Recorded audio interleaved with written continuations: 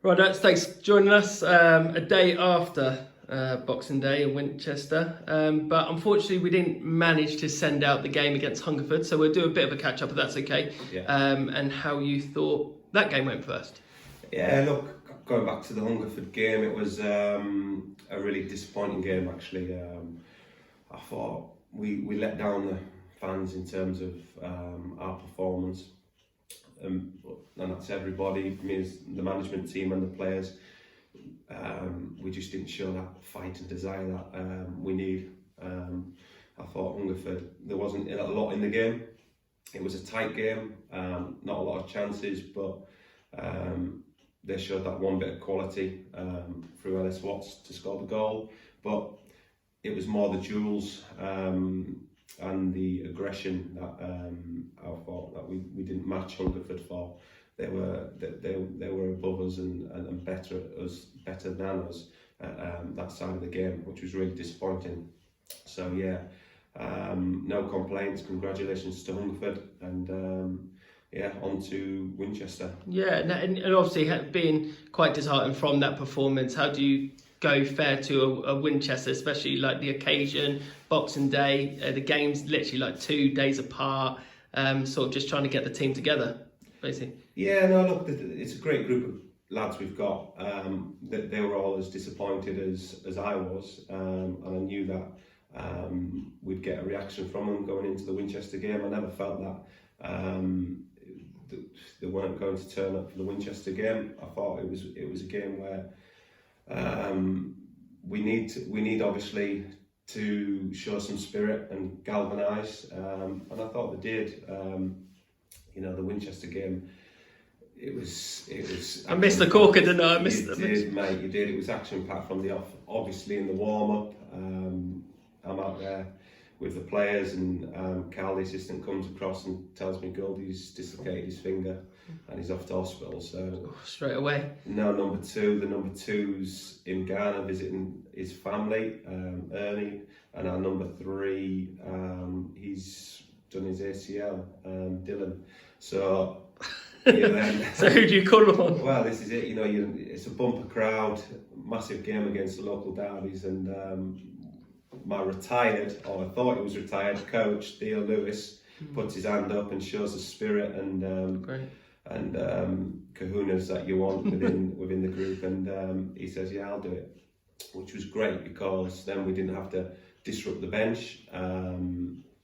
We were light on the bench anyway. We had 4 subs on the bench, one of them being retired player Theo Lewis. James Harden's still coming back from his long-term injury, not fully fit yet.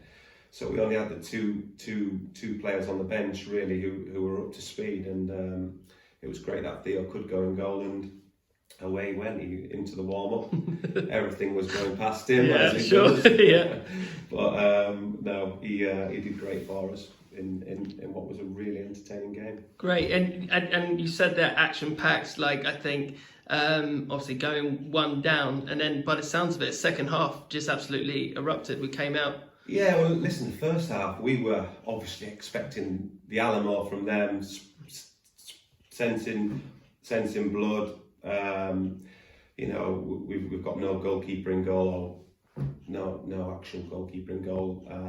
Theo Lewis, an outfield player, we were expecting the Alamo from them, shots raining in, crosses raining in, but it didn't turn out to be that. It was quite a flat first half from both teams. I think our guys were a little bit shocked of what had happened, and maybe a little bit unsure of what was going to happen. And that first half passed with nothing really to report other than their goal right at the end of the half from a parried shot and then following it up. So yeah, going in at half time, I had to get into the lads and galvanise them and say, come on, we've got nothing to lose here, just give it everything, and came out for the second half, and I don't know what their directions were, but they seemed to go back and retreat, and our guys really took up the bit and put it on them, and all of a sudden we're on top of them, and we're creating opportunities and rightfully get an equaliser. and then obviously they get a man sent off and their keeper sent off, and the tables fully flip on the head, and we're in the ascendancy, and looking like we're going to go on to win the game. And then a crazy bit of defending from us allows them to counter, and then all of a sudden it swung back the other way, 2-1 up. But you know, the power of the Raymac, I've told you, you know, we need to create this fortress at the Raymac, and we've gone the whole season so far, and going into the new year now, without losing a game. You know, win after win after win, just one draw up until this point. And you know, that managed to preserve our unbeaten record, which was massive for us. You know, losing to Hungerford, and then if you lose to your local rivals on a bumper Boxing Day fixture, it's massive. So absolutely delighted with the spirit of the lads to never give up, and we rightfully get that equaliser, and we should have won the game with the chances we had. You know, we had lads getting balls cleared off the line there, and you know, we've hit the crossbar, we've had plenty of opportunities, but just wasn't to be. Even at the end there, after we get the equaliser, we have a couple more opportunities. So no, credit to lads. Listen, Winchester are a team that finished 1 point behind us last season. I think we finished 14th, 15th, there 16th. And you know, this season there's 15 points the difference, so it goes to show how far we've come. And Winchester are obviously having a go this year. They've got some proper players in there. Kearney, the keeper, he's really established at the level. Tommy Wright, obviously beyond the level. So, and even Devon, you know, a lot of interest in Devon, and Winchester managed to get him. So credit to their board, they've really backed the manager, and I expect them to be in and around the playoffs. But fair play to our lads as well. You know, Winchester's 1 point the difference last season. Now we're now 15 points above them, so credit to the boys. Definitely, and something you just said there, getting you over the line, the Raymac. The attendance yesterday was just over 1,000, which is great to see, especially on a Boxing Day. I mean, I think people expect, because it's Boxing Day football, there's going to be a few more there, but that's even 300 more than we've had probably in our last home game, I think. So to break that 1,000 barrier is brilliant. No, massive. And you know, the momentum's been there, hasn't it?